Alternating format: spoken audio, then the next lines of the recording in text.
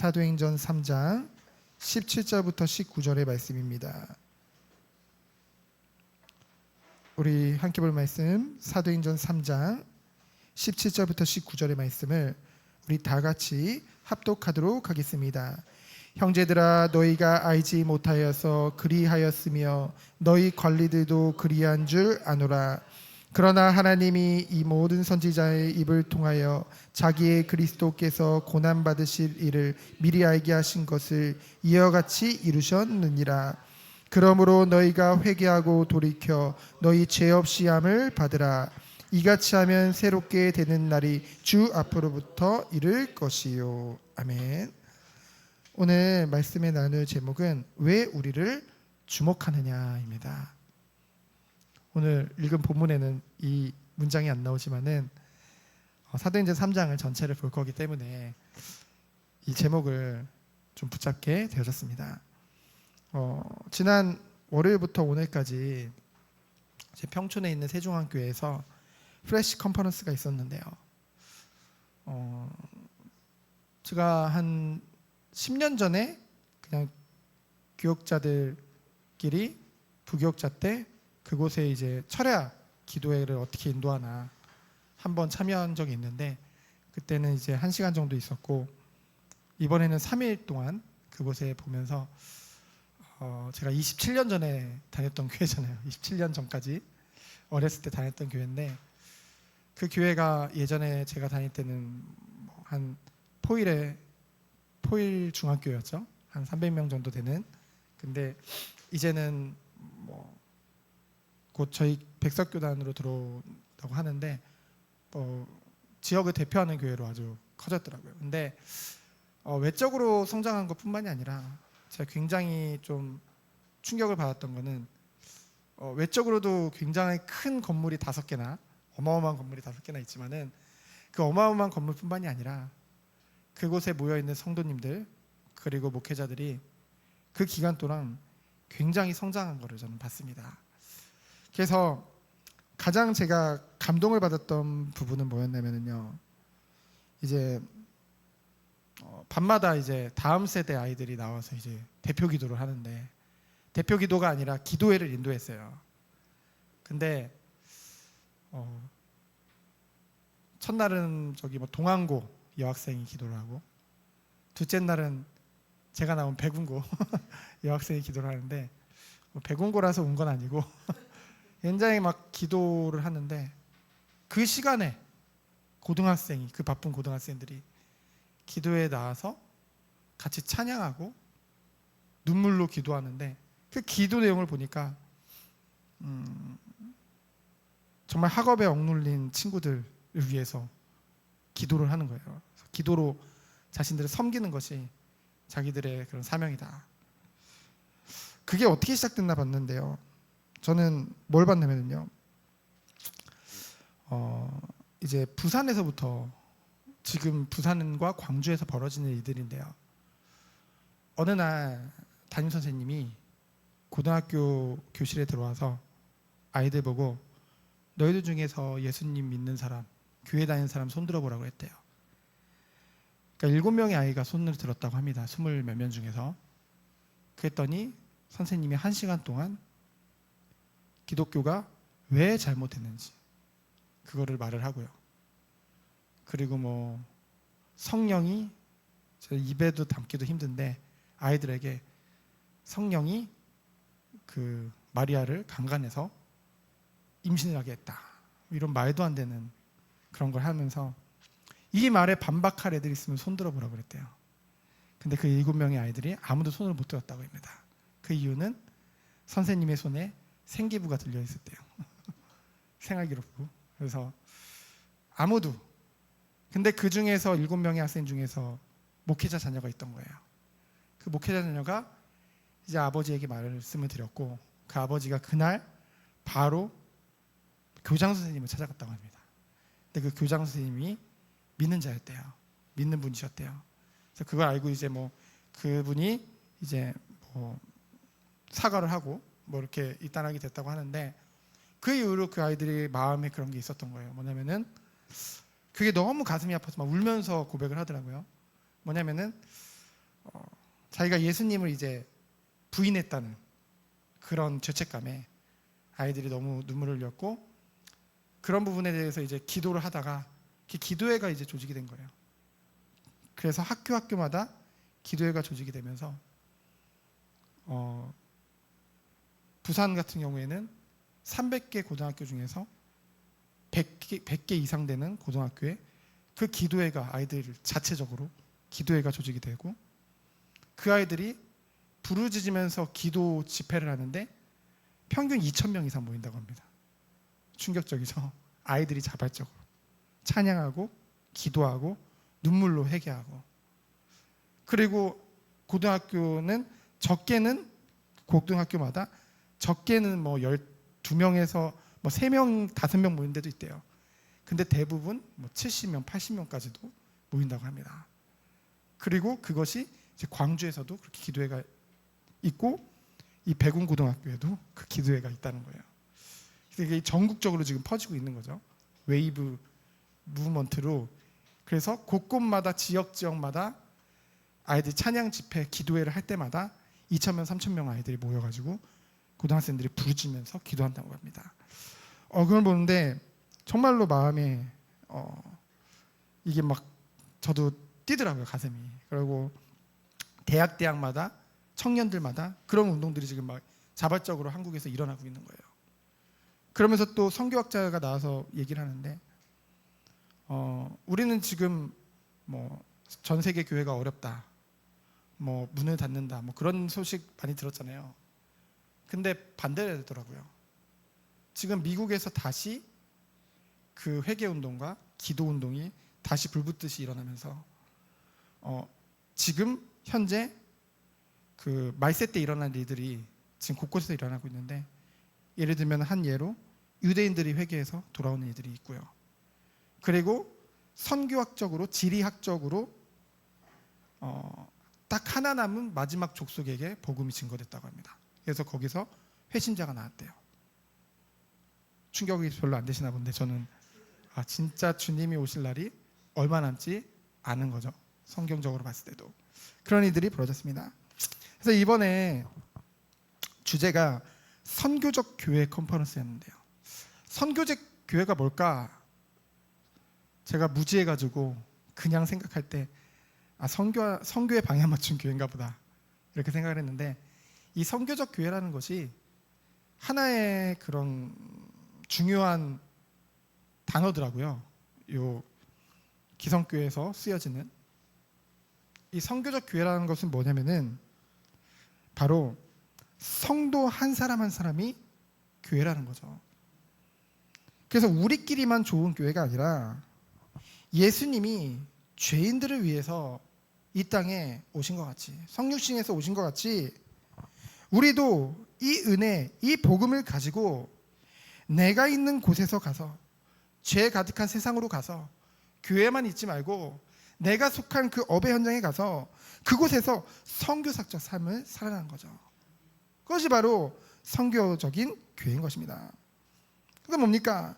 그 안에서 거룩하고 구별된 삶을 사는 것은 중요하지만은 더 중요한 건 그런 은혜와 힘을 가지고 섬김의 축복 속에 들어가는 거죠.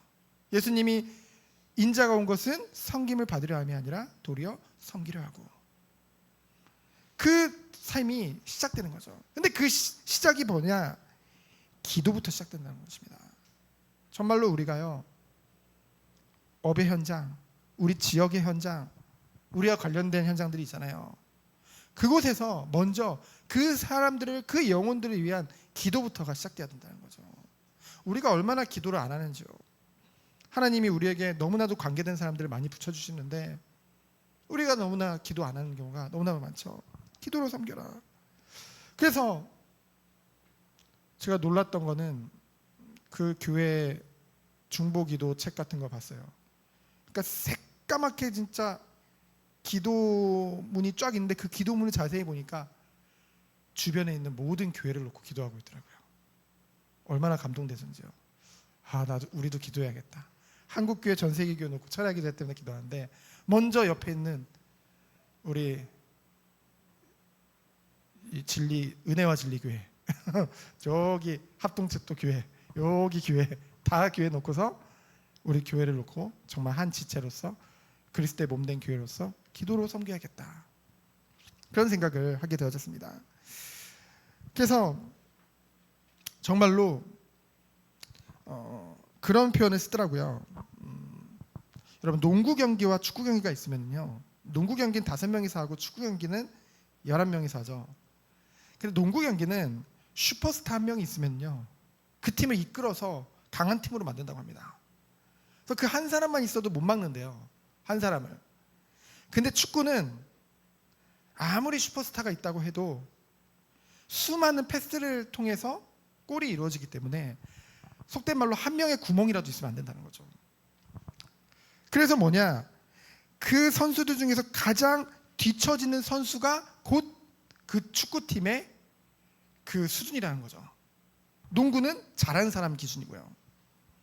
그럼 교회는 어떠냐? 교회는 마치 이 축구팀과 같다는 거죠. 뭐냐면요, 한 명이 뛰어나서 이끌어가는 것이 교회가 아니라는 것입니다. 가장 연약한 성도, 그 성도가 곧 그 교회의 수준이라는 말을 써서 좀 죄송하지만 수준 또는 상태라고 표현을 하더라고요. 그렇기 때문에 우리는 뭐 해야 됩니까? 정말로 가장 약한 지체를 위해서 우리가 뭐 해야 돼요? 기도해야겠죠. 그 영혼을 위해서 우리 마음 담고 최선을 다해야겠죠.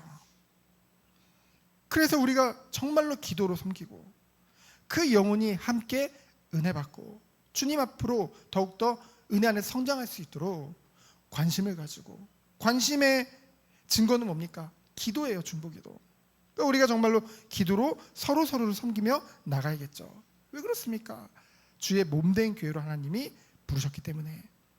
그리고 또 뭐냐, 우리가 한 성령 안에서, 우리가 지난주에도 살펴봤지만 한 성령 안에서 각각에게 주신 은사가 있다는 것이죠. 하나님이 성도 한 사람을 이미 부르실 때는 이미 그 사람에게는 반드시 하나님의 은혜의 선물, 은사가 있다는 것이죠. 그렇기 때문에 무슨 표현을 쓰냐면요, 아까도 말씀드렸지만 교회는 농구 경기가 아니기 때문에 목회자 혼자 슈퍼스타가 되면 안 된다는 거죠. 그렇게 되면 어떻게 되냐면요, 자꾸만 성도들을 구경꾼으로, 그러니까 예배에 올 때도 마음가짐이 어디 강의 들으러 가는 느낌으로 오는 것이 아니라, 또는 자꾸만 소비자로 만들면 안 된다는 거죠. 뭔가 좋은 거 없나 하고 찾아오는 게 아니라 각자 주신 은사를 반드시 사용해서 주의 몸된 교회를 세우는데 함께 할 수 있도록 도와준다는 거죠. 그렇기 때문에 성경에는 교회를 그 주의 몸된 교회, 몸으로 지체로 표현을 하잖아요. 여러분 생각해 보세요. 아무리 우리가 몸을 사용할 때 모든 몸을 다 사용해야지, 이 오른쪽 다리만 좋다고 계속 오른 다리만 계속 사용하면 어떻게 됩니까? 몸에 불균형이 생길 수밖에 없잖아요. 우리 성도 한 사람 한 사람은 각 몸을 다 상징합니다. 그렇죠? 그러면은 주의 몸된 교회가 바로 서기 위해서는, 건강하게 나가기 위해서는 각자의 은사를 다 발견하고 사용해야 된다는 거죠. 그래서 우리가 주일 예배 때도 함께 살펴봤죠. 나는 너무 겸손해서 숨은 중직자에게도 결국 하나님이 성령 충만을 임하게 하셨잖아요. 왜요? 교회는 누구 한 사람을 통해서 하는 것이 아니라 모든 한 영혼이 바르게 서서 주님을 바라보며 나가는 거기 때문에 그 축복이 우리 교회에 있기를 원합니다. 그래서 선교적 교회의 키가 뭐라고 했냐? 섬기는 거래요. 근데 저는 굉장히 다시 한번 좀 충격을 받았습니다. 우리 교회가 처음 시작할 때 어찌 그런 기도 제목을 가졌는지, 그리스도 안에서 섬기는 교회, 그게 개척 예배 말씀이었고, 그것이 우리 교회의 처음부터 끝까지 계속 가는 그 표잖아요. 그리스도 안에서 섬기는 교회. 하나님이 이런 교회로 우리를 불러주셨구나. 우리끼리만 좋기도 하지만 우리끼리만 모여서 예배드려도 좋잖아요. 은혜되고. 하지만 이 교회를 나아가서 살리는 교회. 그래서 결국은 미국 교회가 무너졌던 이유가 무너졌던입니다. 지금 다시 다 살아나고 있어요. 졌던 이유가 뭐냐면은 자꾸만 묶여들어고 했죠. 자꾸만 성도들을 그 사역자로, 교회 안의 사역자로, 교육자로 자꾸만 세우려고 했다는 거죠. 그게 아니라 각자의 현장으로 파송해서 그곳에서 뭐예요? 교회의 축복을 누리는 거죠. 그래서 그거를 개척이라는 표현도 쓰더라고요. 성도 한 사람 한 사람이 자기 현장에서 교회를 개척하는 것이다. 이 축복이 우리 교회에게 있기를 예수 그리스도로 축원드립니다. 그러면 오늘 사도행전 3장을 함께 나눌 텐데요. 사도행전 3장 내용은 굉장히 쉽습니다. 그래서 여러분들이 한번 읽어보면 됩니다 하고 끝내고 싶네요. 한번 읽어보시면 다 이해가 돼요. 그 내용을 간단하게 살펴보면은 이제 1절로 10절에 보면은 안진뱅이 치유 이적이 나오죠. 제9시 기도 시간에 오후 3시죠. 오후 3시에 베드로와 요한이 기도 시간에 성전에 올라갔죠. 성전에 모여서 뭐 했습니까? 누구를 만나면요, 나면서부터 못 걷게 된 자. 근데 여러분 중요한 게 있습니다. 이 사람이 육신적으로도 불구자지만은 영적으로도 불구자예요.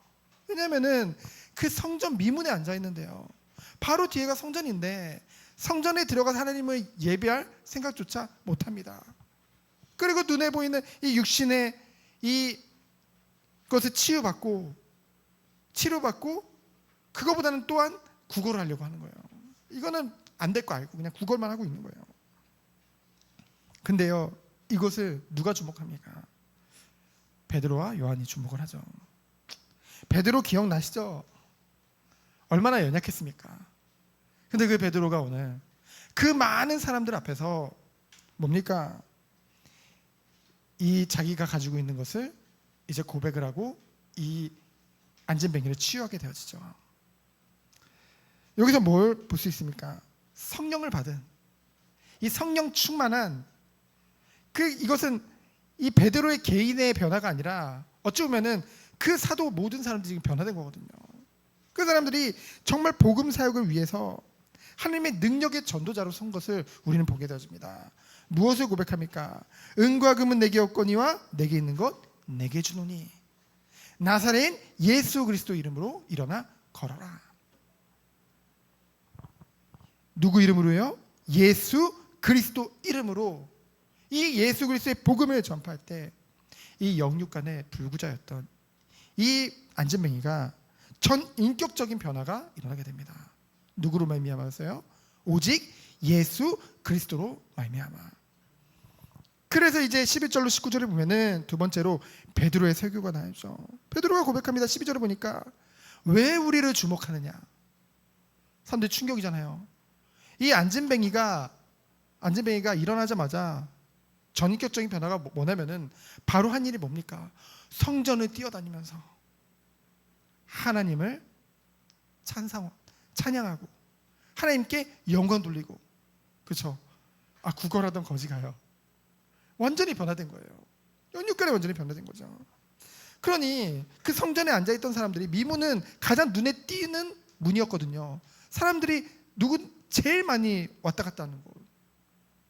그 사람이 보통 성전에 들어갈 때는 뭔가, 우리도 그렇잖아요. 교회에 오면은 뭔가 여긴 그냥 건물일 뿐이지만은 그래도 이 예배당에 왔을 때는 뭔가 좀 거룩해지고 좀 더 온유해지고 좀 더 뭔가 좀 더 베푸려고 하고 이런 마음이 생기잖아요. 집에서는 자녀가 잘못해서 이랬다가도 교회 오면은 뭔가 그러면 안 돼 이렇게 변하잖아요. 보통 너그러워지잖아요. 그렇죠? 이 불구자도 그걸 노렸던 거예요. 미문에서 딱, 그렇죠? 거기 사람들이 좀 너그러워지니까 좀 더 자기를 도와주겠지. 그랬던 가장 유명한 그 불구자가 나면서부터 안진뱅이 된 그 자가 뛰어다니고 하나님을 찬양하니 얼마나 충격적이십니까? 도대체 이게 무슨 일이야? 다들 놀랐죠? 근데 때마침 베드로와 요한이 기도를 마치고 나오니 그 안진뱅이가 그를 붙잡은 거예요. 이 사람입니다. 그때 사람들이 쫙 주목하니까 베드로가 말하는 거예요. 왜 우리를 주목하느냐? 보통 주목받기를 원하는 사람들도 많은데요. 그렇죠? 하나님 은혜 받았다고 하면서 자기의 의를 드러내는 경우가 많은데요. 뭐예요? 베드로는 그거 원하지 않았어요. 정말로 은혜를 가진 사람이라고 한다면 당연한 고백이죠. 정말로 은혜를 받으면 오는 응답이 무엇입니까? 자기를 부인하게 된다니까요. 자기 연민에서 빠져나온다니까요. 왜요? 그 모든 것을 뛰어넘는 그 하나님의 큰 사랑과 나를 위해 희생하심, 헌신하심, 그 큰 사랑을 깨달을 때 우리는 거기서부터 벗어날 수 있다는 거죠. 그러면서 13절에 보니까 뭐라고 고백을 합니까? 아브라함과 이삭과 야곱의 하나님 곧 우리 조상의 하나님이 그의 종 예수를 영화롭게 하셨으니. 아니, 동등됨을 취했는데 왜 갑자기 종이라고 하지? 하나님의 아들이라고 하더니. 이것은 이사야 52장 13절에 보면은 이것을 인용한 거예요. 이사야 52장 13절을 제가 읽어드릴게요. 보라, 내 종이 형통하리니 받들어 높이 들려서 지극히 존귀하게 되리라. 예수 그리스도와 정확히 일치하죠. 나의 능력이 아닌 너희들이, 유대인들이 너희들이 그 예수님을, 그 사악한 바나바가 아니라 아무튼 갑자기 생각이, 예전에 이거 잘못 말했다가 우리 장로님한테 혼났나? 누구한테 혼났나? 예. 예. 바라바. 예, 바나바라고 했다가 바라바. 어쨌든 보디발이라고 했나요? 제가 또 어쨌든 그 사람 대신 예수님, 이 거룩하고 죄가 없으신 예수님, 니들이, 유대인 너희들이 죽였으나 하나님께서는 다시 그를 살렸다. 생명의 주 예수 그리스도를. 그래서 그 예수 그리스도를 믿음으로 말미암아 이 모든 일이 되어진 것이다. 내가 한 게 아니다. 이것에 우리는 증인이다. 이것을 말하면서 17절로 19절에 보니까 뭐래요? 유대인의 회개를 이제 요청하죠. 뭐라고 말을 합니까? 그래, 17절에 보니까 그래, 너희들이 알지 못해서 그랬다. 예수님을 죽인 행위는 아주 잘못된 거지만은 너희들이 알지 못하고 그 일을 벌였다. 그러나 이 또한 구약의 예언의 말씀이 성취된 것이므로, 그러니 합리화라는 건 아니에요. 그러니 괜찮다는 건 아니에요. 그러니까 뭘 하래요? 돌이켜서 그러므로 너희가 회개하고 돌이켜서 너희 죄 없으시 함을 받으라. 이같이 하면 새롭게 되는 날에 주 앞으로부터 이를 것이요. 뭐라고 했습니까? 회개하라는 거예요. 회개는 돌이키는 것입니다. 여러분, 돌이키는 거예요. 나 잘못했어요. 뉘우침이 아니라 돌이키는 것입니다. 누구에게로 돌이키는 거예요? 하나님께로 돌이키는 거예요. 그래서 뭐라 해라? 구원을 얻어라. 너희들이 무지해서 예수 그리스도를 거부했지만은 하나님의 은혜로 깨닫고 예수 그리스도를 구원의 주로 받아들이면 구원의 은혜가 임한다는 것이죠. 여러분, 무지해서 꼭 말로라도 아니라도 바리새인들과 이 유대인들 같이 말로 예수님을 부정한 것이 아니라 할지라도 얼마나 우리들은 행동으로, 삶으로 그 예수님을 못 박을 때가 얼마나 많습니까? 그렇죠? 돌이키라는 거죠. 그래서 이같이 하면 뭐예요? 마지막 때죠. 주 앞으로부터 오는 이른다는 것은 마지막 때를 말합니다. 이것은 무엇을 말합니까? 결국은 회개 없는 구원은 있을 수 없다는 것이죠. 그렇죠? 그래서 끊임없이 회개와 하나님 앞에 돌이킴으로 해서 우리는 날마다 하나님과의 바른 관계와 친밀함을 유지할 수 있는 줄 믿습니다. 그래서 마지막으로 뭡니까? 언약의 성취자이신 예수 그리스도를 담대히 선포했죠. 20절에 보니까 예수 그리스도를 보내실 것이다. 언약대로 재림을 말하죠. 그분은 영원 전부터 만물을 회복하실 때까지, 그 재림의 때까지 뭐예요? 하늘이 마땅히 그를 받아들이라. 이 말은 뭐예요? 예수님이 승천하셔서 하늘 보좌 우편에 앉아 계시다는 거죠. 거기서 우리의 중보자로 그 선지자적, 제사장적, 왕적인 일을 하고 계시는 줄 믿습니다. 지금도 하고 계세요. 예수님이 그걸 이뤘기 때문에, 다 이뤘기 때문에 그리스도 끝난 것이 아니라 지금도 선지자로 우리에게 말씀을 계시하시고, 왕으로서 우리를 오늘도 통치하시고, 제사장으로서 우리가 하나님 앞에 그 의로 말미암아 담대히 나아갈 수도 있는 줄 믿습니다. 그 은혜가 우리에게 있는 것이죠. 그래서 구원의 경륜이 어떻게 돼요? 먼저 유대인으로부터 그 다음 이방인들에게까지 이 그리스도의 이 복음이 증거될 것을 말씀하고 있습니다. 그래서 결국은 그리스도를 이 세상에 보내신 목적은 무엇입니까? 그들이 죄로부터 돌이켜서 각각 그 악함을 버리게 하셨느니라. 예수 믿고 악할 수 있습니까? 없습니다. 예수 믿으면 우리 안에 거룩한 성령이 계시는 거예요. 그렇죠? 그러면 그 증거가 뭡니까?